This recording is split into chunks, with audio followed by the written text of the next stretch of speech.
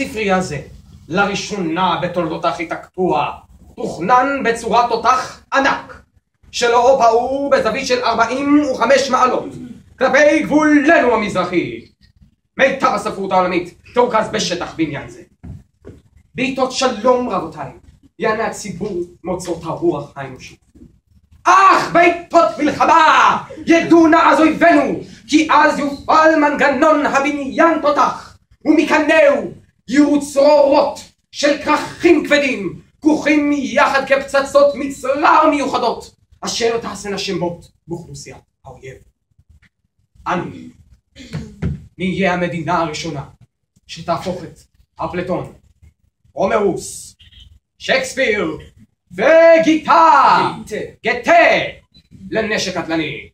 ביאליק, גבירותיי ורבותיי, יזכה סוף סוף לנקום את נקמת דם ילד יהודי קטן, ואינני מקנא בערבי גס הנפש וצמאי הדם שלפתע יפלו מעל פניהם את כל כתבי עגנון.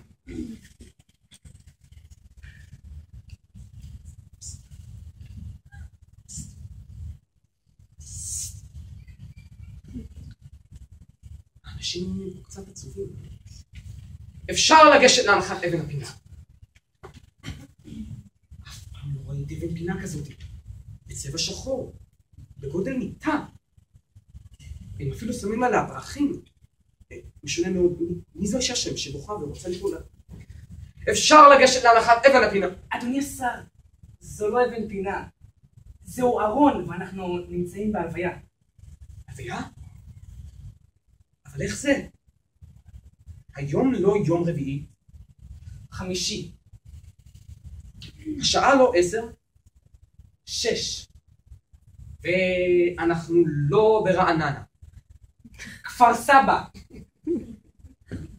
הר, כפי שאמרתי, אחים לעוול, יהפוך ארון זה לאבן פינה בליבנו.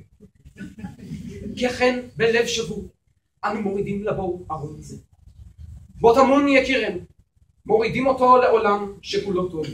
אדוני השר, המנוח היה ערבי. לעולם שכולו טוב. טוב מאוד יהיה לו שם. טוב זו אפילו לא מילה. כן, ככה, תורידו אותו יותר עמוק, עמוק, עמוק. אדוני השר, הוא היה ערבי ישראלי. ישראלי? ישראלי, דרוזי. דרוזי. ונפל בצבא שלנו. צבא צה"ל. עמוק, עמוק בליבנו. לא כל כך עמוק אתם שם, תבינו. קצת אוויר. כי בלב שבור ובדמעות מותחות אנו נפרדים מפטריוט נלהב שהגן כאריה.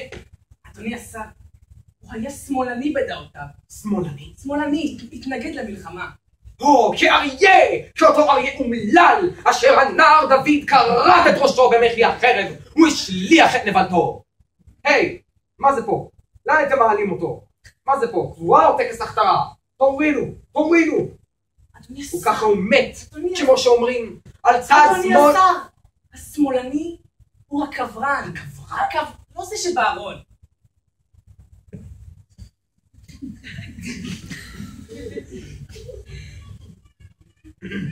מת בצד שמאל, כלומר, בחזית המערבית עקובת הדם והקשה ביותר. היי, מה זה פה? מה אתם חושבים שאתם עושים? לאן אתם מורידים אותו? מה זה פה? לא קידוח נפט? עוד מעט הוא יוצא לנו כאן מאוסטרליה. ובכן, הלכתם איתנו. כשאמונתך העזה באסלאם לא מפריע לך. אדוני השר, אומרים שהתגייר. אמונתך האקדמאית העזה שבאסלאם מכוח עולה במזרח התיכון הדריכה אותך. אבל הרבנות לא הכירה בגיור. הדריכה אותך להתאסלם בעצמך. כך נושא דת מוחמד. התהלכת בינינו. פניך צוחקות. שירתו אותנו רק אתמול כמלצר במסעדה. זה שמה אתמול. אתמול? הוא לחם אצל בר כוכבא. בר כוכבא. בר כוכבא. ועכשיו קוברים אותו. כוכבא. כאילו רק אתמול, למרות שחלפו 2000 שנה. כי 2000 שנה חלפו כיום. ולכן החלטנו לעשות עתה חסד אחרון לעצמותיך. אדוני השר, תתברר מהבדיקה הפתולוגית. אלה לא עצמות אדם, אלה עצמות גמל. לעצמותיך, אתה שבינינו היית מסתפק במועט וסבלני כמו גמל במדבר החיים. ובעצם, למה כמו? גמל. נסעת על שכמך מסע כבד. אדוני השר, כיוון שהתברר להם שלעצמות גמל, הם לא שמו בארון כלום. הארון ריק. ריק. וכפי שהתרוקן הלב גבירותיי ורבותיי, התרוקן גם הארון.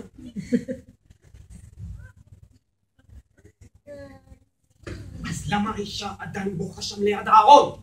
לקחו לה את הארון מהמטבח. הוא התרוקן גבירותיי ורבותיי, היבח! איפה שירותים?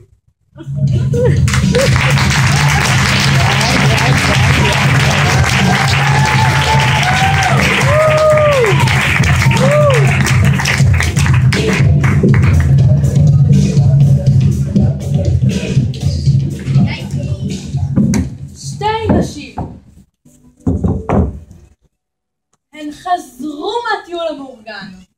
היה כל כך פנטסטי שזה מזעזע.